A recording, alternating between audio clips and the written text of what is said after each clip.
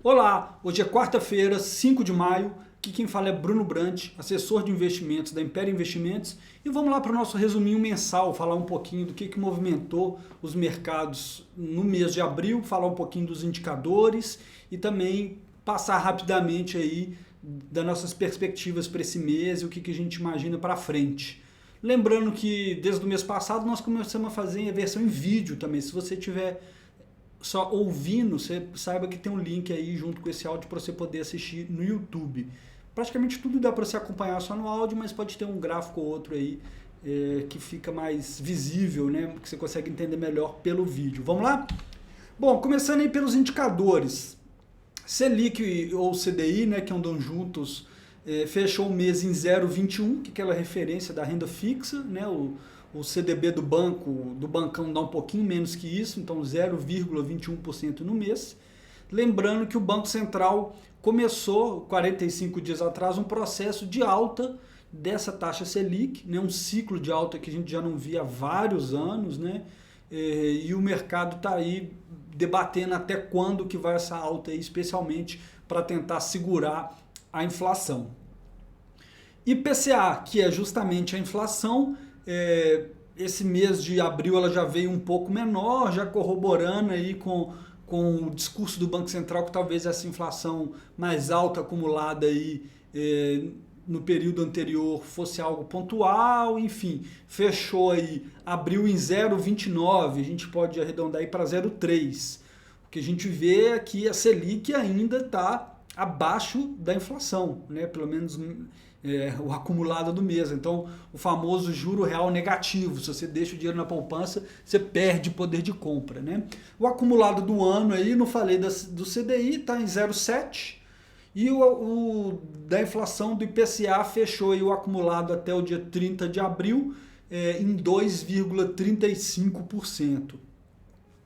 Dólar fechou com uma queda significativa em abril, fechou em 3,5, menos 3,5, né? Então o real se valorizou 3,49% frente ao dólar.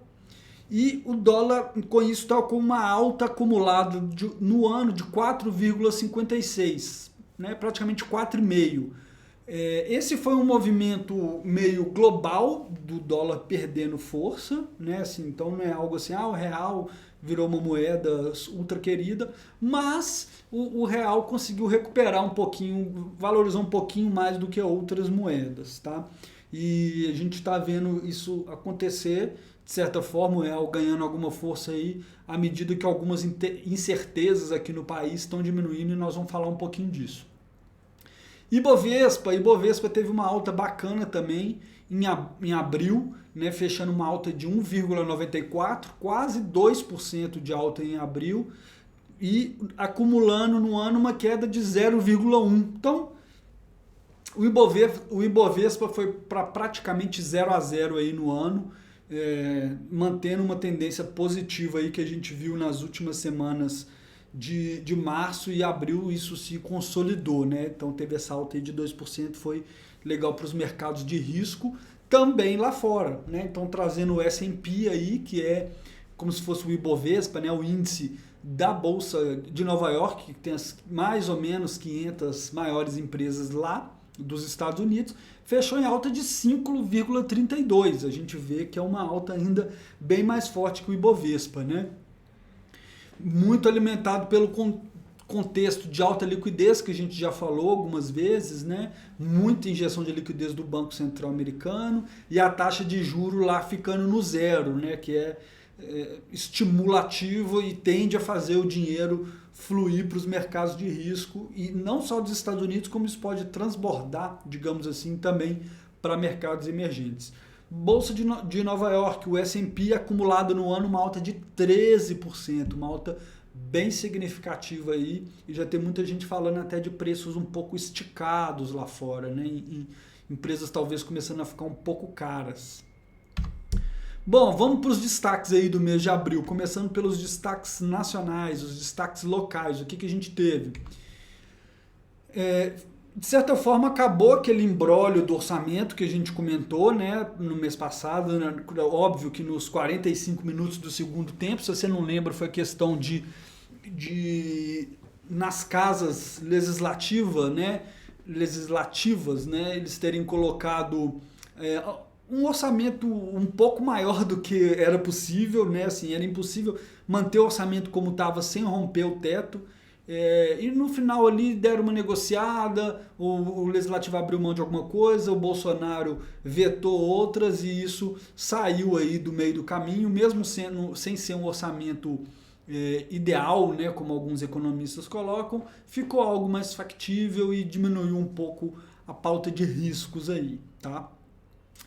Vale comentar, antes de passar para o próximo slide aqui, que outra coisa que teve foi a cúpula do clima, né, que o Bolsonaro falou, tentou se posicionar lá fora como alguém que preocupa com o meio ambiente. A gente sabe que essa é uma questão que está pesando muito, né, para os investimentos, já tem um bom tempo, essa visão de sustentabilidade, esse tipo de coisa é muito importante para a gente receber investimentos lá de fora, e o Bolsonaro tentou fazer um discurso meio pianinho aí, né?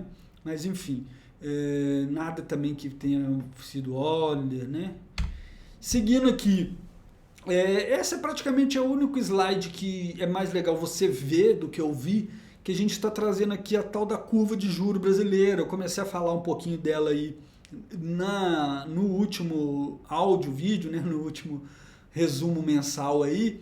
E o que a gente consegue ver? Essa é uma curva, se você não entende o conceito, a gente vê ali cada ponto de um gráfico de linha, né, o quanto que está a taxa de juro futura, né? Se você for, por exemplo, só pegar aqui um número dessa curva aqui, se você for contratar um CDB de 10 anos, ou seja, se você for emprestar dinheiro para um banco, né, vai ficar na casa de 10% ao ano, tá? Porque o CDB ele é um pouquinho acima do tesouro que a gente está vendo aqui, tá? O que é importante a gente ver aqui? Que a curva desenclinou um pouco, né? O que a curva desenclinou? Os juros mais longos, eles começaram a ceder. Então a gente vê, por exemplo, aqui a gente tem duas linhas, como que estava a curva um mês atrás e a curva como que ela estava agora, ontem, que eu peguei esse gráfico, né? Se a gente for ver, o juro de 5 anos está mais baixo do que estava um mês atrás. A mesma coisa para o juro de 3 anos. Tá? O de 10 anos ainda está bem parecido e a gente vê que o juro mais curto subiu. Então a curva, né, ela desinclinou. Eu estou fazendo com a mão aqui, não sei se vai ficar espelhado, mas enfim. Uma curva assim, ela achatou, né, fechou, que a gente fala um pouco. Apesar de não ter fechado tanto porque o juro longo não caiu, mas o juro de 5 anos, de 3 caiu. O que isso representa? Né? Representa um pouco de uma diminuição na expectativa da inflação para daqui a 3, 5 anos ou uma diminuição na expectativa de quanto que vai estar a taxa Selic. Tá? E o contrário a gente vê aqui para o juro curto. Então o mercado já começando a acreditar numa Selic mais alta do que estava um mês atrás. Tanto uma Selic para 3 meses, 6 meses e 9 meses. E para um ano já converge o que estava um mês atrás e depois a curva já cede um pouco, já baixa. Tá? Isso mostra um pouco só de diminuir, porque aqui você tem 3 componentes que fazem essa curva inclinar ou esse juro longo subir. Os 2 que eu falei, que são perspectiva de quanto que vai estar a Selic e quanto que vai estar a inflação acumulada no período, e um terceiro que é um tal do prêmio de risco. Né? Quanto mais arriscado é a percepção, mais o mercado vai exigir de prêmio para poder emprestar dinheiro para o governo. Então, só de ter a liberação do orçamento, o orçamento ter andado aí, digamos assim. Peraí, vou só mexer no meu ar-condicionado aqui que está muito forte, um segundo. Desculpa aí pelo barulho. Só de ter liberado o orçamento, de ter diminuído um risco aí no mapa, essa curva já cedeu um pouco e de ter diminuído um pouco o estresse político, essa curva já cedeu um pouco, né, e por causa desses componentes todos, tá? Isso é bom. Já diminui um pouco aquela oportunidade de renda fixa que eu falei do mês passado. Né? Então hoje, se você for comprar um pré-fixado ou um título do tipo inflação IPCA mais de 5 anos, você já vai vai receber uma taxa menor do que um mês atrás. Tá? Eu estou para lançar em breve um curso que vai ser gratuito sobre renda fixa, envolvendo todos esses conceitos. Vai estar no YouTube e mais notícias em breve aí, talvez no mês que vem eu possa falar um pouquinho desse curso aí que a gente vai lançar. Bom, seguindo aqui, Covid, né? Quando a gente gravou mês passado, também estava no ápice da quantidade de novos casos, se olhasse a média móvel, né? Isso diminuiu bastante desde então, muito fruto dos lockdowns, né? Por exemplo, quando eu gravei, Belo Horizonte estava, que é onde que a gente está sediado, Belo Horizonte estava em lockdown. Hoje já abriu. Também um pouquinho, eu acredito, por causa da vacinação, já tem muitos idosos aí acima de 65 anos que já estão indo para a segunda dose, né? Então, isso, por mais que assim, o mercado esteja olhando lá para frente, né? Só de estar diminuindo, diminui um pouco o pânico generalizado, digamos assim, isso impacta um pouco nos mercados e despressiona um pouco todo o cenário, né? Outros fatos relevantes aí, isso aqui pode trazer bastante ruído aí, é algo que vamos ter que acompanhar. Foi instaurada a tal da CPI da pandemia, né? Pode isso aqui trazer muito ruído, pode impactar o Bolsonaro, então é algo para a gente ver, porque Brasília sempre pode trazer surpresas aí, tá? Outra coisa que foi agora, já no final de abril, o presidente da Câmara, Arthur Lira, prometeu que vai pautar a reforma tributária, que vai meio que blindar as reformas de todos esses ruídos políticos e está querendo assumir um protagonismo, digamos assim, que o Congresso e o Senado assumam um protagonismo disso. Tá? Sobre reforma tributária, é lógico que o mercado é a favor, assim. Por quê? Só falar um pouquinho aqui. O principal ponto é diminuir custos. Tá? Ninguém acredita que vai ter uma diminuição de impostos, de tributos, no final das contas, né? Da carga tributária como um todo. Mas se o sistema tributário brasileiro for simplificado, você consegue ganhar eficiência no sistema como um todo, no sistema produtivo do país.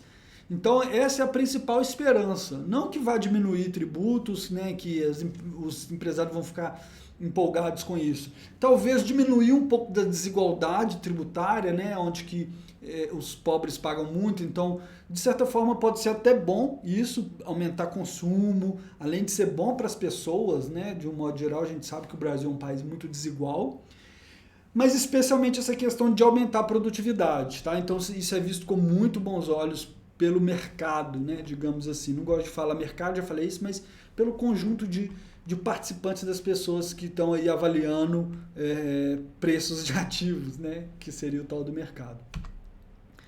Bom, então é isso. O destaque nacional não teve muita coisa, foi diminuição aí de um pouco de pressão, foi melhorado um pouco o clima, e vamos para os destaques internacionais aí. Primeiro, vacinação na Europa acelerou. Você deve lembrar também que a gente comentou como que os Estados Unidos estavam muito na frente, a Europa ficando para trás, e todo mundo muito otimista com os Estados Unidos e meio pessimista com a Europa. A Europa conseguiu melhorar, diminuiu algumas burocracias em relação à vacinação e fez o chamado catch-up aí, para quem gosta dos anglicanismos, né? Essas expressões em inglês. A Europa recuperou bastante do tempo perdido em relação aos Estados Unidos. Então o mercado já está mais otimista com a abertura lá, já estão começando a subir empresas tipo hotéis, companhias aéreas, essas coisas ligadas ao tema de reabertura. Tá? Outro tema importante, fortes dados econômicos vieram dos Estados Unidos, mostrando uma recuperação muito forte. Saiu o PIB dos Estados Unidos, isso já foi agora em maio, se não me engano, bem no comecinho de maio, mas assim, quase no final de abril, assim, um PIB anualizado, né, do último trimestre anualizado dos Estados Unidos fortíssimo, se não me engano foi 9 ponto pouco por cento. Então, é lógico que vem de uma base muito deprimida, né, que a gente fala, mas assim, muitos dados positivos dos Estados Unidos de emprego, de indústria, enfim. Outro destaque importante aí é que o Biden começou a indicar como que ele pretende financiar seus programas de estímulo, né? Falou em taxar os mais ricos, aumentar o imposto dos mais ricos, das pessoas que têm uma renda anual acima de US$ 1 milhão. Assim, nada fora do que estava no programa de governo dele, do que ele falou que faria, né? E o interessante é que o mercado não assustou tanto. No dia, assim, caiu um pouquinho, mas já recuperou, porque também com a quantidade de estímulo que tem, tá impressionante. A bolsa cai, bolsa nos Estados Unidos, né? E no dia seguinte já sobe tudo de volta. E tem muita gente, até de mercado, vendo isso como positivo. Igual eu falei da reforma tributária aqui, um dos problemas percebidos nos Estados Unidos nos últimos 5, 10 anos foi o aumento da desigualdade, né?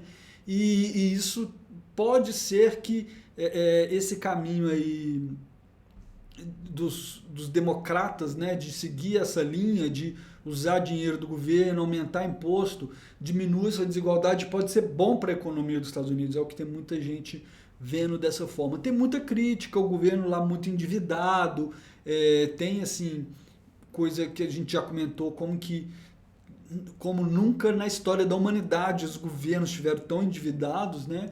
Mas, apesar disso tudo, de ninguém saber como isso vai acabar, né? O tamanho dessas dívidas da União Europeia, do próprio dos Estados Unidos, os mercados seguem subindo.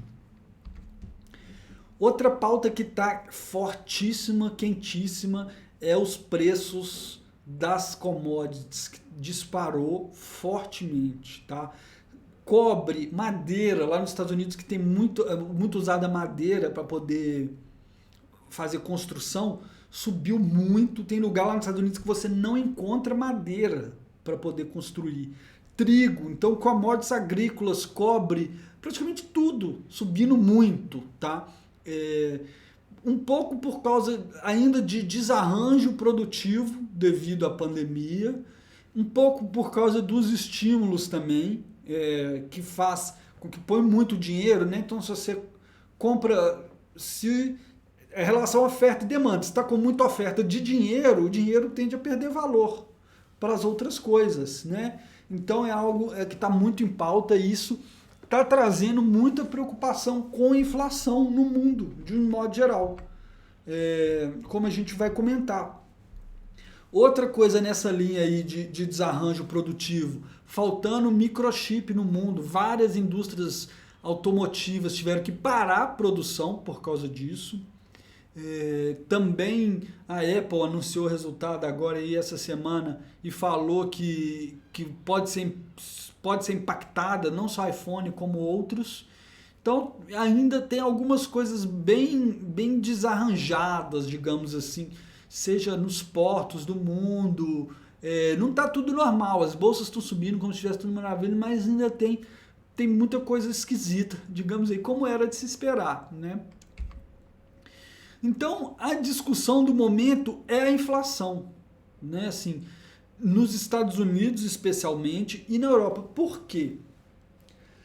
Porque se vier inflação lá nos Estados Unidos, o Banco Central lá vai ser obrigado a subir taxa de juros. A taxa de juros lá que está a zero. E subindo taxa de juros, sobe a taxa de juros do setor imobiliário, que está muito aquecido e pode desacelerar. Tende a impactar as empresas. A gente tem as empresas de tecnologia, por exemplo, que o preço que elas estão é um preço que depende muito desse juro baixo por um bom tempo, tá? Então, uma pequena sinalização do Banco Central americano, né, do chamado Fed, de que vai subir taxa de juro porque está tendo inflação lá, de que a economia lá está ficando muito aquecida, pode ser péssimo para os mercados globais, tá?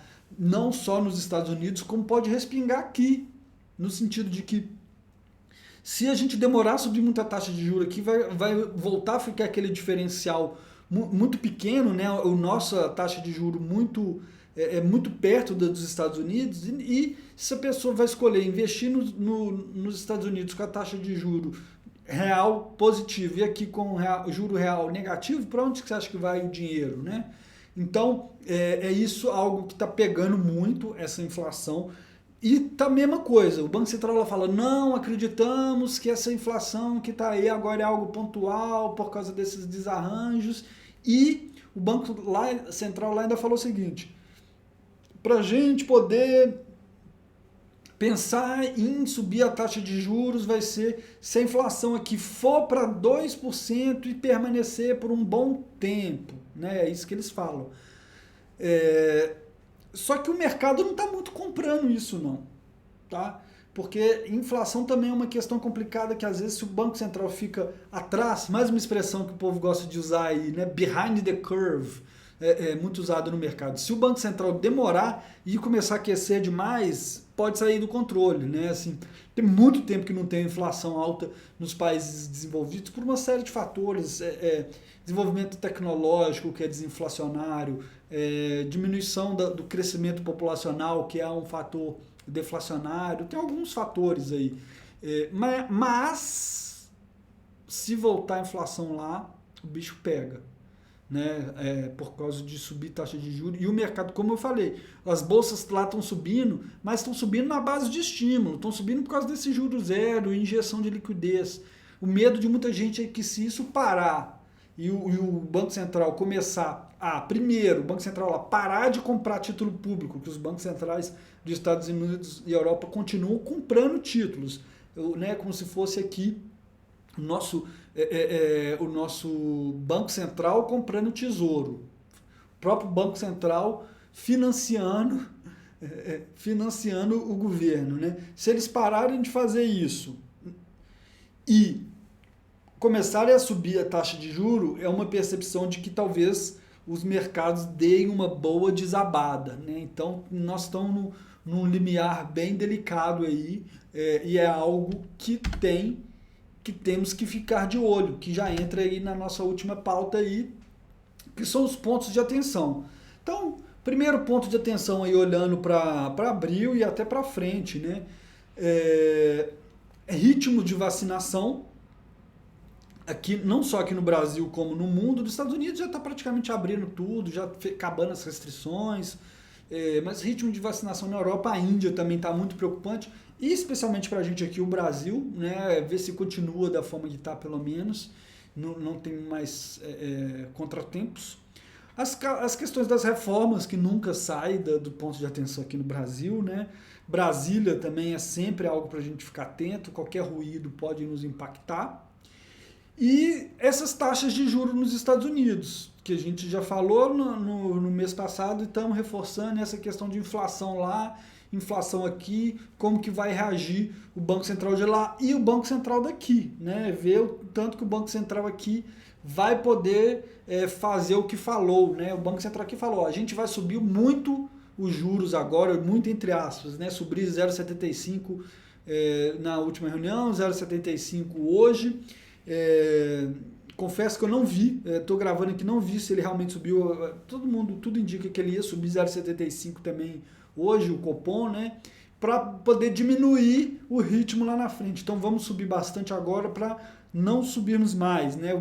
No discurso que o Brasil não vai voltar a ter uma taxa de juro Selic de 2 dígitos, mas vamos todo mundo de olho se o Banco Central brasileiro vai poder manter essa promessa aí, e se a inflação não vem apertar a gente aqui, tá certo? Então, pelo vídeo, pelo áudio, pelo update de hoje é isso. Agradeço você por estar acompanhando aí. Se você tiver gostado, compartilhe com quem você sabe que gosta de acompanhar o mercado e de ficar por dentro das notícias. E é isso aí, um forte abraço, até a próxima.